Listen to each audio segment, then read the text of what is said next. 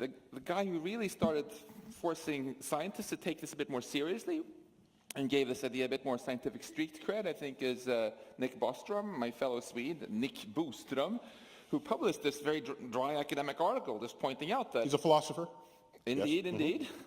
And he pointed out that it seems like the laws of physics allow us to build amazingly powerful computers, way beyond what we have now, solar system-sized things, which could simulate minds that would feel just like us. And then he went on to say, you know, it seems overwhelmingly likely, if you don't wipe out here on Earth, that in the future, the vast majority of all computations and all minds will be inside of such a computer. And therefore, he said, if almost all minds are simulated, we're probably simulated. What you're saying is, if simulating universes becomes a pastime among those who have access to highly powerful computers, and we are in a universe, we are probably in a simulated universe, even if one of those universes is actually real. Right. That's basically, Is that a fair... That's a fair summary, yeah. And if you're not sure at the end of the night whether you're actually simulated or not, my advice to you is go out there and live really interesting lives and do unexpected things so the simulators don't get bored and shut you down. Let's talk then about our simulated universe. We're measuring the laws of physics here in the simulated world.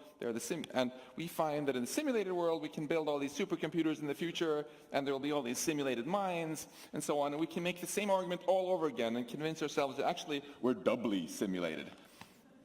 And then we're a simulation in the simulation. And then you can repeat the argument again and say, well, okay, we're a simulation in a simulation, but in the future, there are going to be all these simulated computers, and they're going to have all these minds. So we're actually triply simulated. No, we're quadruply simulated, and it goes on and all night. And the turtles all the way down. The answer is we're at level 42. That was Good answer. No, 137. 137. That's the fine structure constant. Of course. Just triggering the idea that in your research you found things that forced you to consider the likelihood that somebody programmed us. Could you? Well, first of all, I would disagree with you. I'm not sure that somebody programmed us, but that's what you and I had a conversation where I pointed out that in my research I had found this very strange thing. Physicists, I like to say we all belong to a company called Equations R Us.